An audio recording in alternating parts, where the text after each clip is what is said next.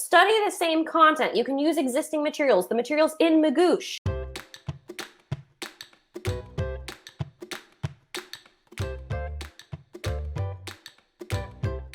If you want to study now, all right, and you want to take the test sometime in this calendar year or very early next year, you can take the current edition. And that means you can prep now, right? Because the materials exist now. The practice tests exist now.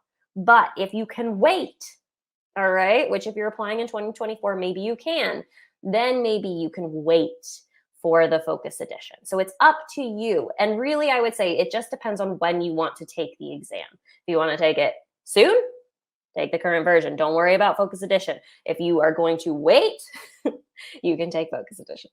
All right. So let's talk. Let's say, okay, maybe you're taking the test in 2024. You can wait.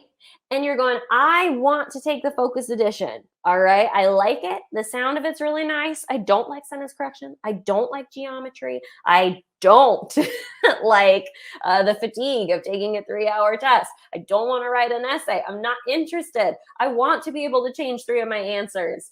I want the Focus Edition. But you also want to study right now.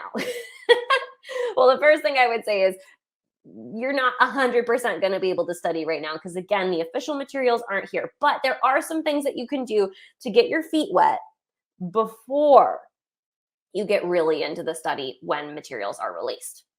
So if you want to study now for the Focus Edition, all right, you can study the same content, right? Because as we know, it is the same materials, just with less stuff. There's no new stuff being introduced. So if you were going, for sure, I'm taking Focus Edition, you can skip your sentence correction study. Don't learn those grammar rules. It's not important.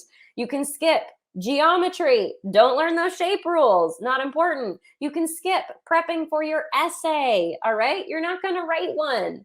And then the other thing that I didn't put in these slides, but I'm going to say here, emphasize more IR, emphasize more integrated reasoning in those question types because those will be more emphasized in data insights. Those will go into your total score.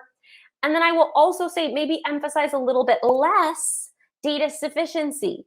Emphasize it on the same level, perhaps, as some of those IR question types. It's going to be a little bit less impactful than it was when it was part of quant, most likely. Again, we don't know exactly how this data insight section is broken down. Maybe it's half data sufficiency. We just don't know at this point.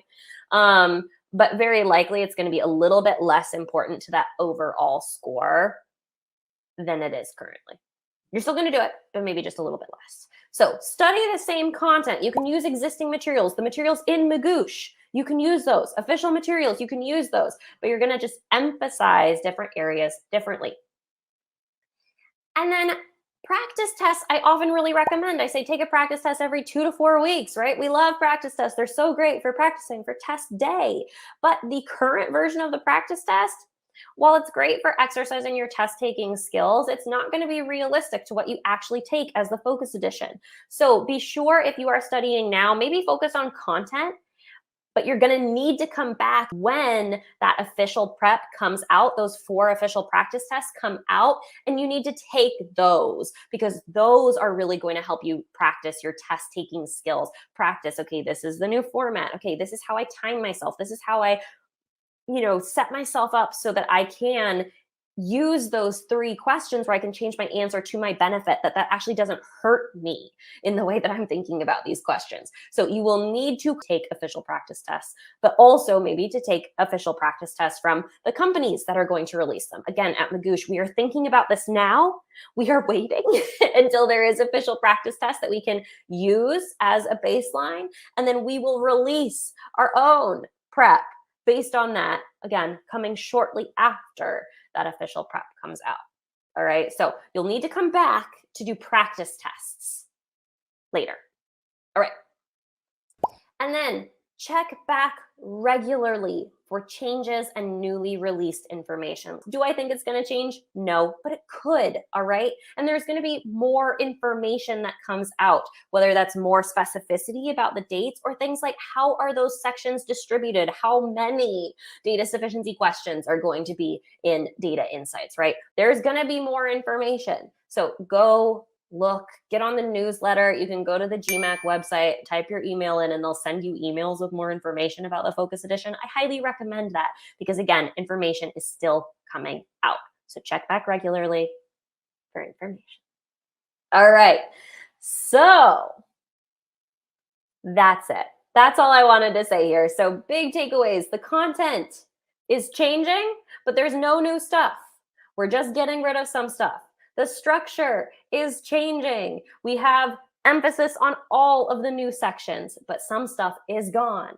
The scoring is changing. Still figuring that one out, but data insights is now more important. I guess it didn't exist before, but all of the question types are equally important. I guess each of the sections is equally important.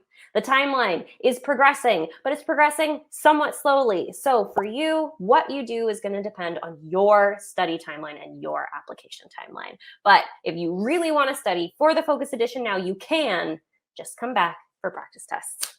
And that is what I have to say about the GMAT Focus Edition.